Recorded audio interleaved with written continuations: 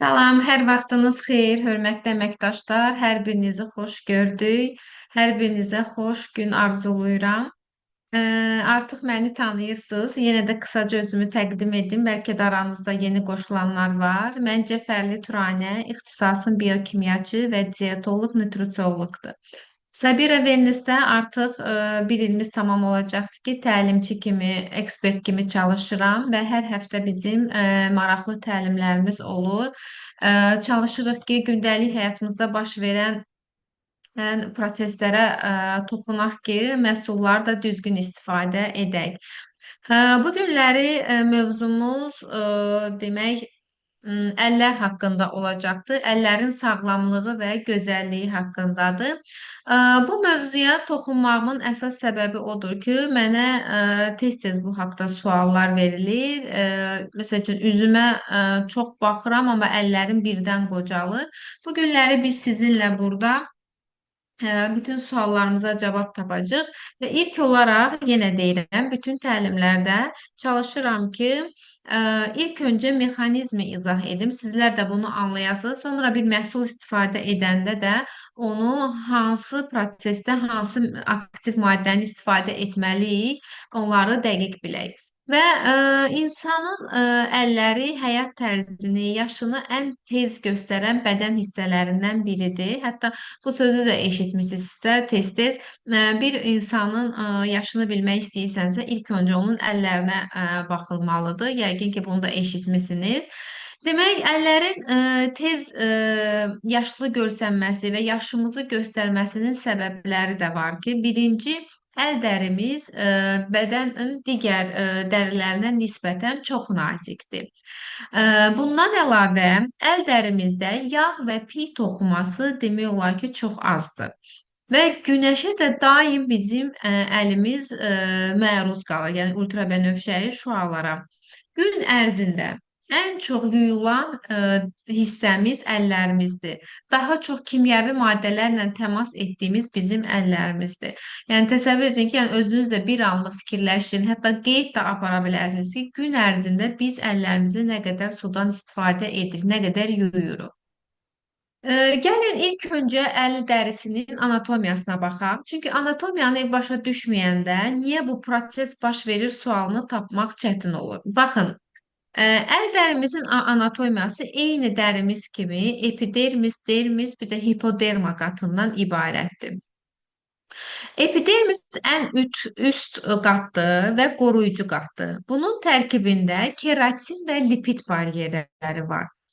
Bunlar neyini? Bu keratin lipid baryeri bizim əlimizi demək olar ki, hər bir şeydən qoruyur. Yəni əsas qoruyucu funksiyanı yerinə yetirir.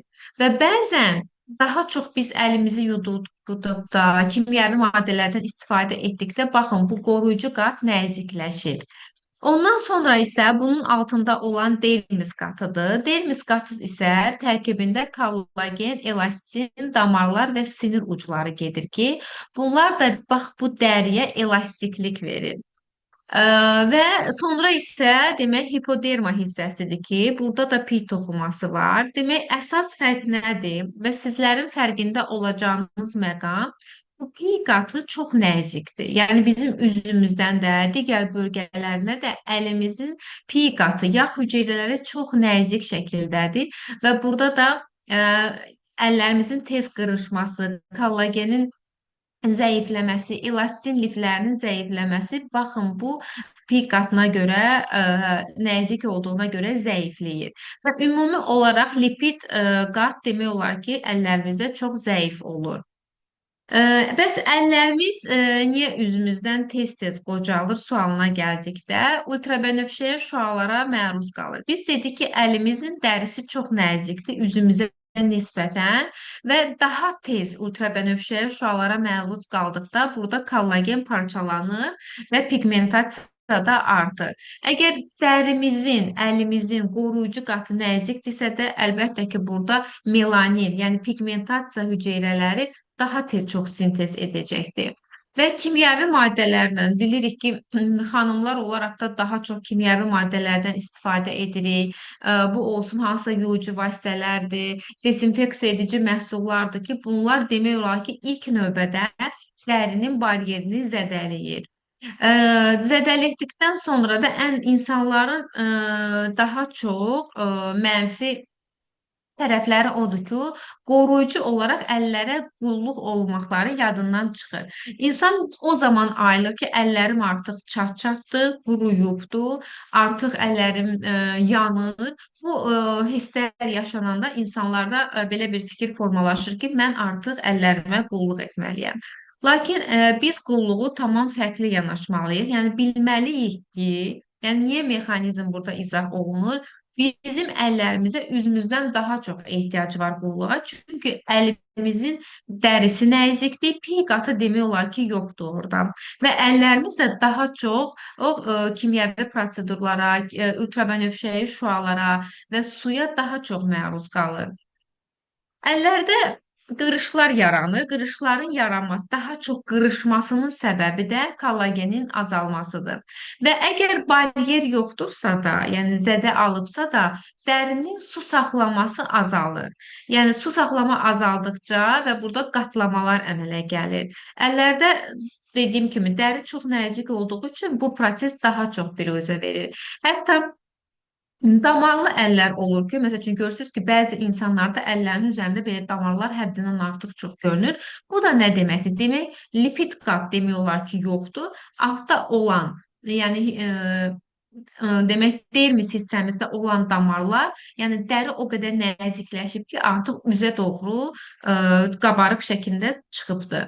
Yəni bunlar hamısı bizim dərimizin nəzikliyindən ibarətdir. Və əllərdə bilirik ki, bəzən bu şəkildə ləkələrə rast gəlirik. Üzümüzdən tez əllərimizə düşür bu ləkələr. Bəzən olur ki, bəli, bu qocalıqda da baş verir. Qocalanda dəri çox nəzikləşdiyi üçün bu ləkələrə meydana çıxmasını görürük. Lakin cavan faktorlarda da bu ləkələnmələri görürük. Əsasən buna adı solar lentika, yəni günəş ləkələri deyilir. Bu ləkələr günəş şüalarının nəticəsində yaranır, melanin istehsalının artması. Əgər bir insanda genetik faktor varsa da və əllərinin bax bu anatomiyasının fərqində deyilsə də, genetik faktor da varsa da, əlbəttə ki, bu insanda, yəni cavan yaşlarda da bu ləkələri görə bilər. Səbəbi çünki dəridə qoruyucu qatın olmamasıdır və ləkələrin də tez yaranmasıdır. Əslində bu ləkələr bir günə yaranmır, 2 günə yaranmır. Daim əllər nəzarətsiz qaldıqda, qulluqsuz qaldıqda və bu ləkələr daha tez büruzə verir. Ləkələr bəzən sarımtıl ola bilir, qəhvəyi ola bilir, bəzən heç elə olur ki, tam tonunu tutmaq olmur, solğun rəngdə də ola bilir. Məhz səbəbi dərinin lipid qatını olmasıdır. Bəs bu ləkələri ümumiyyətlə açmaq bəzən çox çətin olur. Lakin biz burada nəyə fokuslanmalıyıq? Əgər bu tip ləkələr varsa da, artıq cavan erkən yaşda başlayıbdırsa da, biz bu zaman dərimizin lipidini, yəni bu üst qatını biraz dolğunlaşdırmalıyıq ki, və dolğunlaşandan sonra istər-istəmək lənglərin də orada açıcılığını görürük. Yəni lipidini bərpa etməli. Bax bu üst təbəqəni bərpa etməliyik.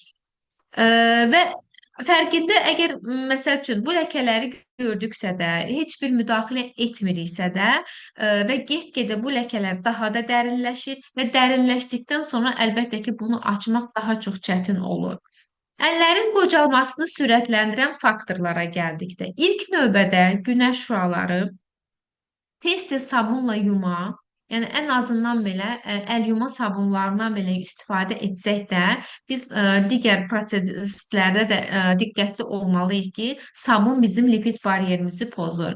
Spirtli dezinfeksiya vasitələri insanlar tanıyırıq ki, əlbəttə ki, bəlkə də aranızda da var, dayanmadan əllərini spirtləyirlər, həddindən artıq dəri baryerini zədələyir, qurudur. Soyuq hava, yəni çox pis təsir edir lipid qatımıza, vitamin çatışmamazlığı, suyun az qəbulu, yəni bunlar hamısı əllərin qocalmasına gətirir çıxır. Xüsusilə bunu bilməyinizi istəyirəm ki, hətta belə deyim, qeydlərinizi də aparın ki, əllərimizin qocalmasını sürətləndirən xüsusilə bax bu A, C, Y vitamini, bir də omega 3. Bunlar çatışmayanda xüsusilə əllərdə quruma gedir. Biz dedik ki, ümumi vitamin çatışmamazlığı, bir də var xüsusilə bu vitaminlər bədəndə yoxdursa da, bunu da mütləq dərimizdə, əllərimizdə qurumanı görürük. Və məsəl üçün, əgər sizlərə müraciət edən insanlar arasında əllərində qocalmanı tez müşahidə edirlərsə də, yaş faktorları çox aşağıdırsa da, düzdür, biz kremlərdən danışacağıq, əl kremlərindən.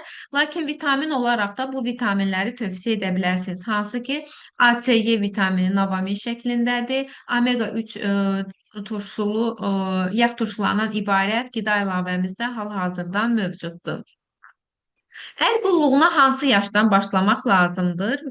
Baxın, kollagen istehsalı hər il 1% insanlarda azalır. Yəni nə deməkdir? 25 yaşdan sonra 1% kollagen azalır. Lakin əgər biz həddindən artıq çox ultrabənövşəyə şüalara məruz qalırsa da və bu da illərlə toplanırsa da, artıq biz gec başlayırıqsa da biz qırıqları bərpa etmək çox çətinləşir. Biz nə edə bilərik? Biz ancaq xüsusi olaraq biz dərinin baryerini möhkəmləndirərək dərini yeniləyib biraz qalınlaşdırıb bunu hamarlaşdıra bilirik. Və ona görə xüsusilə diqqətli olmaq lazımdır ki, 20 yaşdan başlamaq lazımdır əl qulluğuna. Dərinin anatomiyasına görə belədir ki, 20 yaşdan qulluq daha effektli olur. Və ümumiyyətlə, dermatoloqların belə bir sözləri də var ki, qocalmanın qarşısını almaq üçün onu müalicə etməkdən daha asandır. Yəni, mütləq biz profilaktik olaraq məhsullara başlamaq lazımdır ki, yəni artıq biz elə bir vəziyyətə gələ bilməyək ki, onun qarşısını ala bilməyək. Və ona görə bu olsun, məsəl üçün, bunu da deyim ki sizlərə müraciət edən insanlar hər yaş təbəqələsində var və gələn insanlara mütləq əl haqqında qısa bir informasiya verməniz yaxşı olardı. Çünki ümumiyyətlə əllərin anatomiyası çox az insan fərqindədir və elə başa düşürlər ki, daim işləyirlər. Bəli, işləyirik, məsəl üçün, əlimiz daim sudadır, kimyəvi maddələrlə, qadınlar olaraq xüsusilə. Lakin hər bir qapıdan girən insana əllər haqqında qısa informasiya verib onlara lazım olan bir məhsulu təklif etsəniz, daha yaxşı nəticələr əldə edəcəyik. Əllərin gündəlik qulluğu var ki, yəni bu ümumi olaraq bir prinsipdir. Biz əllərimizə qulluq edərkən əsasən 3 mərhələdən ibarət olmalıdır. Qorumalıyıq. Biz dedik ki, əlimiz daim ultrabənövşəyə şüaya məruz qalır və biz elə məhsul seçməliyik ki, onu qorusun.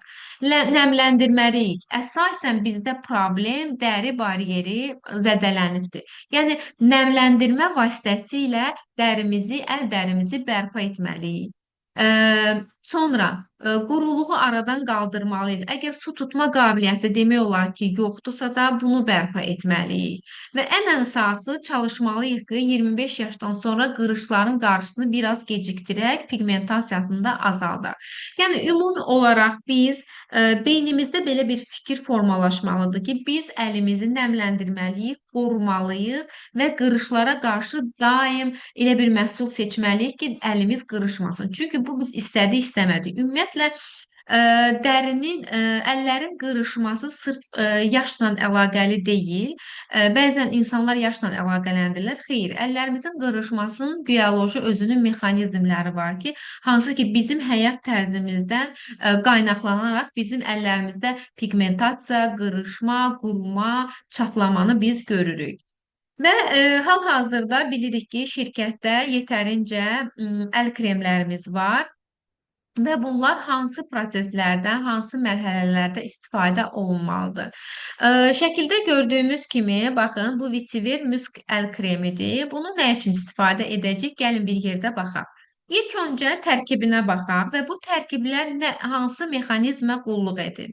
Demək, bunun tərkibində hansı yağlar var? Kokos yağı var, badam yağı var, şi yağı var, glitserin var, aloe, bir də pantenol, vitamin Y. Bunların bu şəkildə kombinasiyası nə edir?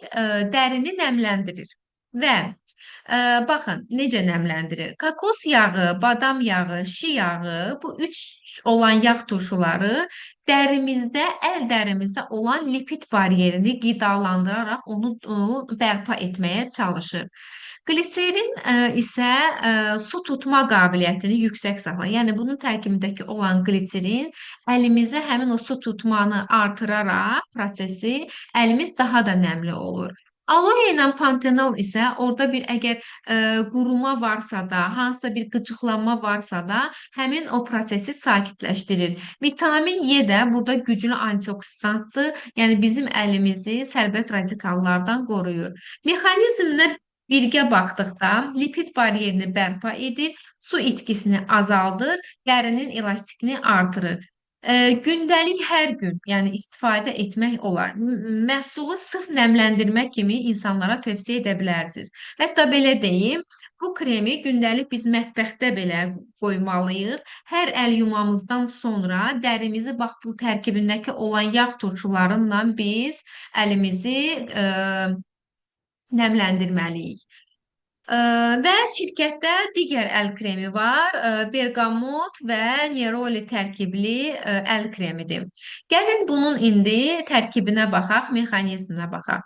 Burada proses fərqlidir. Burada bunun tərkibində jojoba yağı var. Bir də ən önəmli trihalos var. Trihalosun əsas işi güclü su tutma qabiliyyətinə malikdir.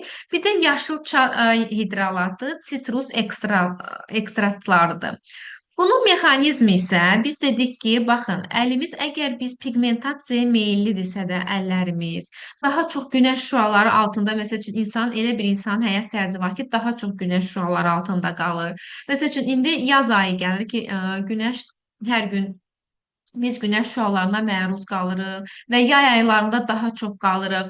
O zaman biz bu kremə daha üstünlük verməliyik ki, çünki bunun tərkibində əsas proses oksidativ stresslə mübarizə aparmaqdır. Niyə? Çünki tərkibində nə var? Vitamin E var, yaşıl çay hidrolatları var, bir də sitrusun ekstraktı var. Bu üçü də sırf məhz həmin bu oksidativ stresslə mübarizə aparmaqdan ötürü nəzərdə tutulubdur.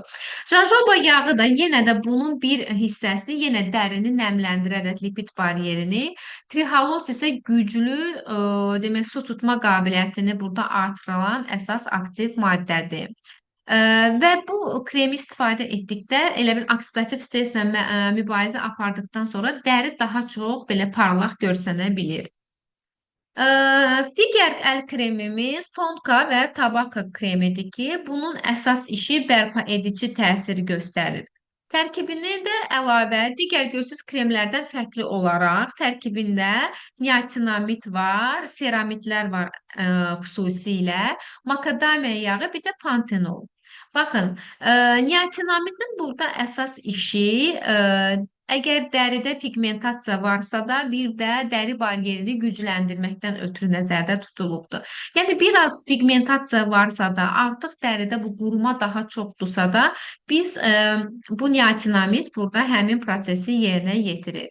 Xüsusilə seramitlərin burada olması hüceyrə membranı, yəni əgər dəridə artıq üst qatda hüceyrə membranı dağılıbdırsa da, sırf bu makadamiya yağı vasitəsilə, seramitlər vasitəsilə biz bu quruluğu, hüceyrə membranını bərpa edirik və quruluğu azaldırıq. Yəni bir növ belə başa düşün ki, elə bilin ki, evin pəncərəsi yoxdur və hər gün ora günəş, yağış, su, çirk, ora məruz qalır və evin içi nə hala düşür. Və eynən də bu şəkildədir. Biz daim su ilə təmasda oluruq, kimyəvi maddələrlə istifadə edirik və daim bizim baryerimiz, həmin o pəncərəmiz dağılır və digər derm hissəsindəki olan proseslər də yavaş-yavaş zəifləyir. Bu məhsulu, əl kremini daha çox zədələnmiş əl üçün, quru dərilər üçün insanlara biz tövsiyə edə bilərik.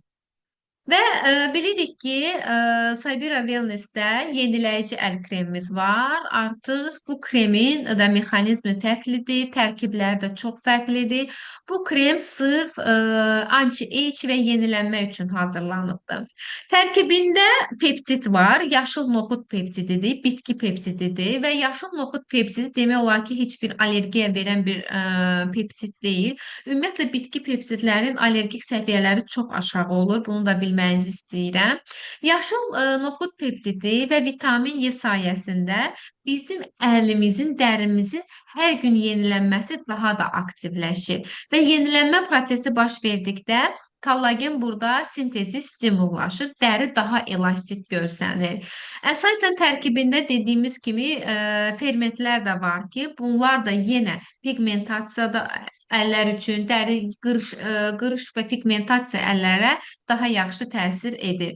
Əgər bir insan sizə müraciət edirsə də həm pigmentasiyası var, həm qırışı var, varsa da və bu zaman biz bu yeniləyici bu kremdən istifadə edirik. Yeniləyici dediyim kimi səbəbi tərkibindəki olan yaşıl noxud peptidinə görədir. Dəridə olan regenerasiya, dərinin yenilənməsini sürətləndirir. Ə, Bir də hal-hazırda şirkətdə demək qidalandırıcı krem var. Sabira Wellness'in qidalandırıcı kremi, nəmləndirici də deyirlər. Bunun tərkibi də gördüyünüz kimi tamam fərqli yağ turşularından ibarətdir. Tamam fərqli bitki proteini var. Lakin hər birində vitamin E var. Vitamin E-nin olması həm dərini qoruması deməkdir, həm də dərinin elastikliyini qaytarması deməkdir. Və xüsusilə bunu tərkibindəki olan çay tikanı, badam yağı, şi yağı sayəsində quru dəriləri yaxşı təsir göstərir. Yəni dərini daha da elastik eləyir, quruluğu artırır. Çay tikanı ümumiyyətlə dərini nəmləndirmək üçün əsas yağ turşularından biridir. Əgər bir insan tez-tez, həddindən artıq tez-tez su ilə təmasda olursa da və bu qurumanı gündəlik, yəni nə etsə belə quruması aradan qaldıra bilmirsə də mütləq rutin olaraq bu əl kremində istifadə edə bilərsiniz. Ə, Bəs əllərə biz necə qulluq etməliyik? Protokol şəklində götürsək, baxın, burada ümumi yazmışam, lakin biz insanın həyat tərzini nəzərə almalıyıq. Bəli, ola bilər ki, bir insan heç bir su təması olmur, yəni 2-3 dəfə, çünki evdə elə bir iş görmür, lakin günəş şüasına məruz qalırsa da, daim işi elə bir yerdədir ki, günəş şüasına məruz qalırsa da, biz artıq buna digər məhsulumuzu təqdim edəcəyik, hansı ki, ə, tərkibində neroli berqamot olan. Yox, bir insan daim su təmasındadırsa da və kimyəvi maddələri hətta əlcəksiz belə istifadə edən insanlar varsa da, artıq biz ona nəmləndiricidən və iki kremdən istifadə etməyi tövsiyə edəcəyik. Yəni bu protokol ümumi protokoldur. Məsəl üçün bu şəkildə edə bilərik ki, gün ərzində nəmləndirmə istəyiriksə, həm qoruyucu, həm nəmləndirmə istəyiriksə də biz neroli berqamot kremindən istifadə edəcəyik. Və bu bizim səhər olacaqdır ki, gün ərzində də əlimiz qorunsun və antioksidant təsir göstərsin. Və günün məsəl üçün ortalarında deyək, hansısa bir evdə isə də, məsəl üçün su təmasımız olmuşsa da, burada isə biz vetiver müs kremindən istifadə edəcəyik. Biz dedik ki, onun tərkibində nəmlənmə daha çoxdur. Axşama isə bərpa və qidalandırıcı proses lazım olduğu üçün biz artıq qidalandırıcı kremdən istifadə edəcəyik. Yox, bir insanın əgər deyir ki, mənim qırışım çoxdursa da, pigmentasiyam çoxdursa da, onda onun rutin həyatına artıq biz tabaka ilə demək yeniləyici kremi salacağıq ki, bunlar bərpa etsin. Çünki aktiv maddəsinə görədir. Və sizdən burada belə bir kiçik xahişim də var ki, əgər əllərlə bağlı sizə müraciət edirlərsə, məsələn, mənim əlim çox qırışdı və yaxud da ilk olaraq biz dedik ki, əlimizin dərisi çox nəzikdir və lipidi yoxdur. Proses ona görə belə tez baş verir. Və bu insana sizlərdən ilkin olaraq sual bu olmalıdır. Yəni əsas səbəb tapılmalıdır. Yəni bir məhsulla biz möcüzə yarada bilmərik. Və insan müraciət edəndə və biz ona sual veririk ki, sənin əlində əsas nədir problem? Bəli, qırış da ola bilər, quru da ola bilər. Daha çox nədir? Yəni bir insan daha çox quru dərisi tipinə malik ola, bir insanda daha çox pigmentasiya ola bilər, bir insanda daha çox qırış ola bilər və ona görə biz hədəfləməliyik ki, əsas proses əldə nə gedir? Əsas məsəl üçün ola bilər ki, desin ki, mənim əlim həddindən artıq üzümə baxanda çox qırışır və biz burada hədəfi qırışmanı nəzərimizdə tutmalıyıq və biz ona qırış əleyhinə olan hansı ki, yeniləyicini kremi verməliyik, bir də nəmlənməni verməliyik ki, daha yaxşı nəticə alaq. Çünki yeniləyicinin tərkibində peptid var, yəni işi xüsusən ondan ötürüdür və digər məsəl üçün nəmləndirmə ola bilər ki, Neroli berqamot kremi ola bilər. Bunu da gün ərzində istifadə edə bilər və gündə neçə dəfə krem sürtməliyəm? 3-4 dəfə, bəlkə də çox. Əgər su təmasınız çoxdursa da hər su təmasından sonra. Və bilirəm ki, aranızda namaz qılan insanlar da çoxdur və daim su təmasına daha çox olursunuz. Və bu zamanda, məsəl üçün, mən həmişə deyirəm ki, hər dəst namazdan sonra üzdür, əldir, ayaqdır, bunlar nəmlənməlidir. Çünki quruma prosesi çox şiddətli gedir. Ə, Yekunda isə bunu demək istəyirəm ki, hörmətli əməkdaşlar, əllər insanın yaşını göstərən ən vacib bədən hissələrimizdən biridir. Əllərimizin sağlam, gənc qalması üçün əlbəttə ki, biz müntəzəm qulluq etməliyik, müntəzəm nəmləndirməni daim etməliyik. Ən önəmli günəşdən qorumalıyıq. Yəni günəşdən qoruma nədir? Daha çox antioksidan tərkibli əl kremindən istifadə etməliyik. Əslində gözəl əllər, sağlam əllərimizin olması bizim özümüzə hörmətin göstəricisidir. Və əsasən də ümid edirəm ki, bu təlimdən sonra sizə müraciət edən insanları bu şəkildə yönləndirəsiniz. İlkin olaraq hər birinizdən xahişim, bizə müraciət edən insanlara əlimizin mexanizmini başa salmalıyıq ki, yəni əlində niyə proses edir? Çünki əlin qırışını çox geri qaytarmaq mümkün olmur, çox qırışırsa da. Dəri çox nəzilirsə də, pigmentasiyanın qarşısını almaq, yəni artıq biz bunu görmüşüksə də biz tez hərəkətə keçməliyik. Və siz ilkin olaraq bu təlimdən sonra nəyə fokuslanmalısınız? Biz sizlərə müraciət edən insanlarda ilkin əsas səbəb nədir və verəcəyiniz məhsullar da ona uyğun olmalıdır ki, nəticə alarıq. Ümid edirəm ki, maraqlı təlim oldu. Çünki qısa bir təlim idi. Çünki sırf əllərə ayrılmışdı deyə. Və əsasən də ümid edirəm ki, bu təlimdən sonra məhsulları düzgün seçim edib insanlara düzgün şəkildə çatdıracaqsınız və iş həyatınızda belə deyim, daha da yüksələcəksiniz. İnşallah gələn təlimdə görüşmək ümidi ilə hər birinizə təşəkkür edirəm. Çox sağ olun.